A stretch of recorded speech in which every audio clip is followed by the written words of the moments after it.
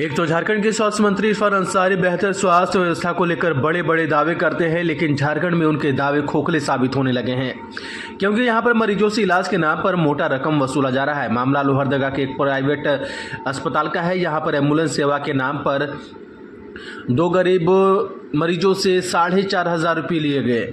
99 news की इस team ने मामले को लेकर जब सिविल सर्जन से सवाल किया तो उन्होंने जांच के बाद दोषियों पर कार्रवाई की बात भी कही है।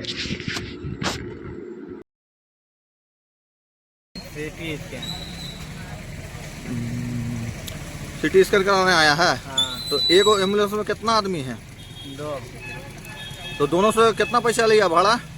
4500। दोनों मिला के कि दोनों का अलग अलग है? दोनों का अलग अलग। 4500 रुपया भाड़ा। हाँ। क्या नाम हो तेरा? अजीत राम। गुमला जाने के नाम पर 45 रुपया लिया जा रहा है एम्बुलेंस किराया, और एक एम्बुलेंस में दो मरीजों को डाल कर ले जाया जा रहा है। ये एक निजी अस्पताल का मामला है, क्या कुछ कार्रवाई किया जाएगा? मैं आपके माध्यम से पहले जानना चाहता हूं कि कौन से निजी अस्पताल से ऐसा किया गया है? ये न्यू संजीवनी अस्पताल का मामला। लोहरदगा जी। और एक मरीज से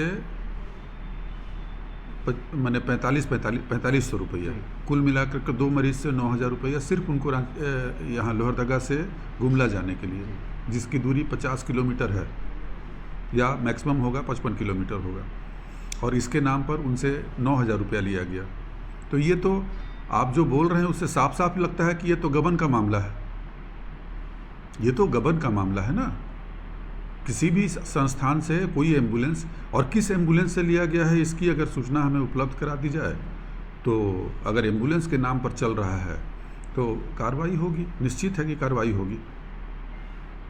एम्बुलेंस पर किस तरह की सुविधा मरीजों को दी जानी चाहिए? एक्चुअली एम्बुलेंस जो होता है वो होता है कि कोई एलिंग पेशेंट जो है, एलिंग पेशेंट का मतलब हुआ जो बीमार पेशेंट है, उसके आवागमन के लिए होता है, ट्रांसपोर्ट के लिए होता है। उसको अगर घर पे है तो घर से उसको अस्पताल लाना, अस्पताल से अगर मान लीजिए कि हमारे अस्पताल में सुविधाएं कम है और हमारे पास एम्बुलेंस है तो हम किसी और अस्पताल में, बेसिकली वो मरीज को सुविधापूर्वक ट्रांसपोर्टेशन के लिए उसका इस्तेमाल किया जाना चाहिए। और ये एक तरह से उसमें सरकार के तरफ से काफ़ी सब्सिडी भी दी जाती है एम्बुलेंस में, उसके ड्राइविंग आपके रोड टैक्स पर भी उस पर कुछ रिबेट है, हर चीज़ है। तो यही सोच के सरकार देती है ना कि आप उसको सेवा जनहित में और सेवा भाव से ही उसका संचालन करेंगे। अगर उसके बाद भी अगर किन्हीं ने अगर इस तरह से किया है तो ये तो हमारी नज़र में पहले प्रथम दृष्टया अगर मुझसे पूछा जाए तो ये गबन का मामला है।